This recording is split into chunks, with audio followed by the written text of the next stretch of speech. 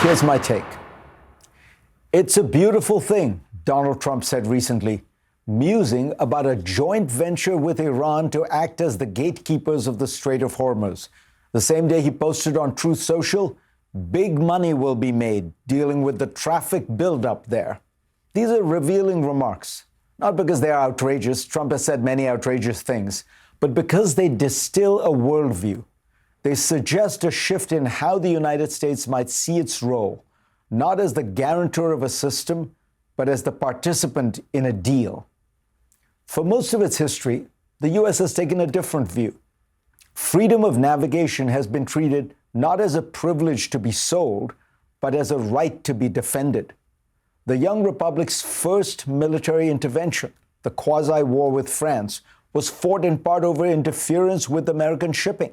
Soon after, the U.S. confronted the Barbary pirates, refusing to pay tribute for safe passage and instead using force to establish the principle that commerce should move freely across the seas. That commitment deepened over time. In the modern era, the United States has patrolled the world's oceans, ensuring that critical choke points from the Strait of Hormuz to the Strait of Malacca remain open. It has done so at great expense, not to extract tolls, but to sustain a global commons. Open seas would underpin open trade, which in turn would foster growth, stability, and ultimately peace. That is not how Donald Trump thinks. In his view, the Strait of Hormuz is not a global artery, but an asset, something to be monetized. Why provide security as a public good when it can be turned into a business venture? Why underwrite a system when you can charge admission? This instinct runs deeper than a few words. It reflects his broader worldview that sees international relations less as the management of a shared order and of values, and more as a series of transactions. In that world, every commitment is negotiable, every alliance conditional, every public good a potential profit center. After World War II, the U.S. emerged not just as the most powerful nation on earth, but as the architect of an international system built on rules, openness, and cooperation. Washington promoted free trade, supported multilateral institutions, and maintained a security umbrella that extended far beyond its shores. It didn't do so out of altruism, but because it understood that such a system would serve its interests. And they did. A world of open markets and secure sea lanes allowed global commerce to flourish, with the United States at its center. American companies thrived. The dollar became the dominant currency, keeping interest rates low for Americans as the country has borrowed more and more from foreigners. U.S. influence extended across continents, not through coercion, but through attraction and interdependence. And when Washington did coerce, its power often shrank rather than grew. All this required a certain mentality. It meant looking beyond immediate gains to long-term advantages. It meant accepting that some investments in security, in institutions, in alliances would not yield quick returns, but would pay dividends over decades. It meant understanding that legitimacy and trust are strategic assets. Trump's approach flips that logic. It prioritizes the immediate over the enduring, the tangible over the intangible. If allies can be bullied into paying more, that's a win. If trade partners can be squeezed for concessions, that's success. If strategic commitments can be turned into revenue streams, so much the better.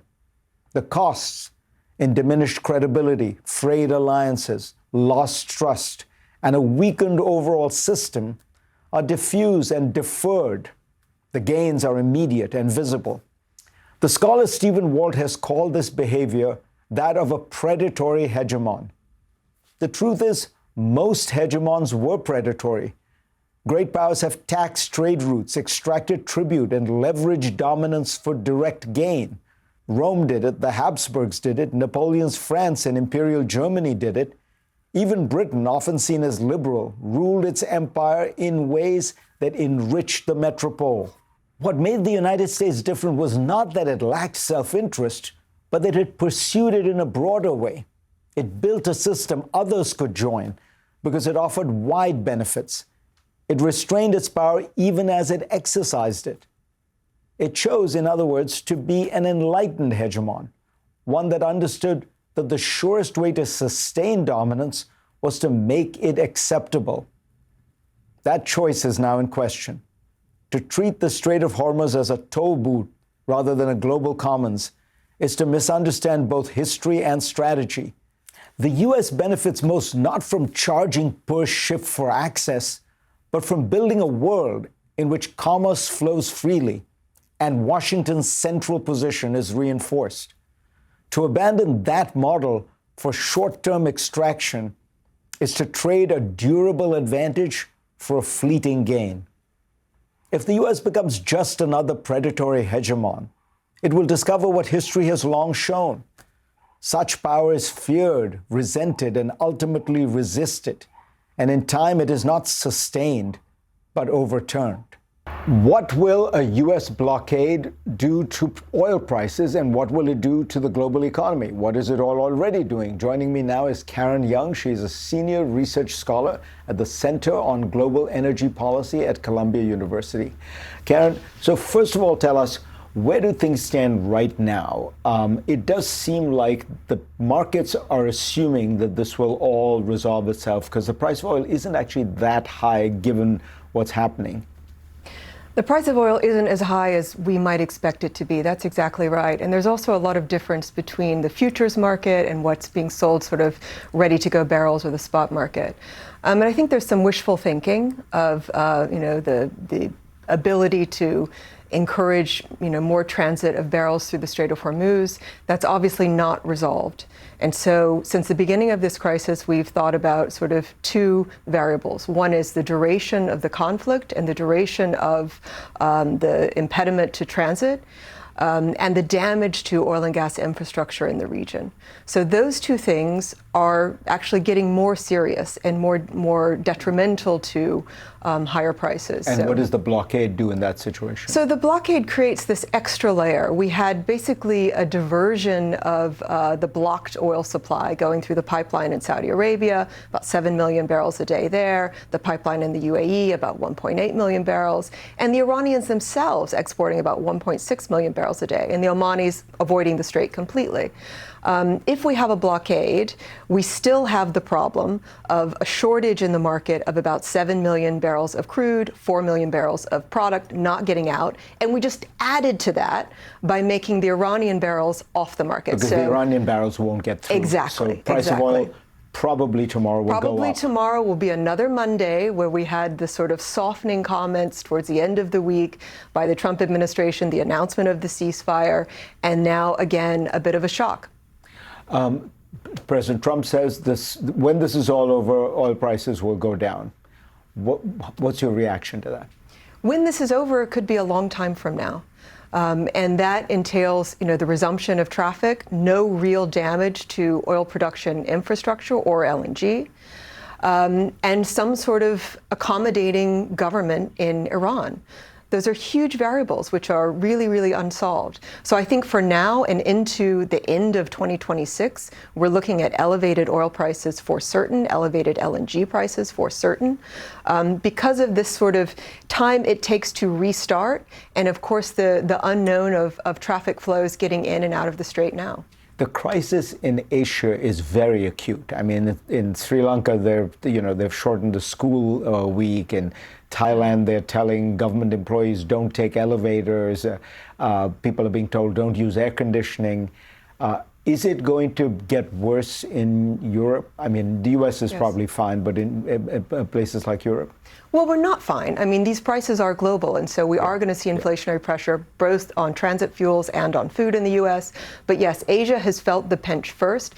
Any economy that is heavily dependent on energy exports, Philippines, Malaysia, you name it, down the list as you mentioned, those economies are hit the most, especially those also that use LPG as a cooking fuel. So it's not just in crude or in diesel and jet fuel. What we'll see in the coming week or two to Europe is really this jet fuel crunch and refined products. So this is spreading, and it creates inflationary pressures that the whole global economy has to deal with. It also encourages countries to think about basically hoarding or not, sharing supply, and those countries that have the benefit of stockpiles, South Korea, Japan, even India, are going to be better off because they can shield their populations from some of that initial shock. Poorer economies can't do that. And finally, it's not just oil, right? This is because petroleum products are part of fertilizer, That's right. cement. I mean, just plastics, you name it. Computer chips can't be made without them. That's right. So we're going to start seeing that inflationary pressure, not just in transit, but in fuel because of products like sulfur and ammonia, nitrogen that go into the construction of fertilizers, but also anything you use that has a petchem or polymer kind of base, plastics, packaging, and that, increases food costs too.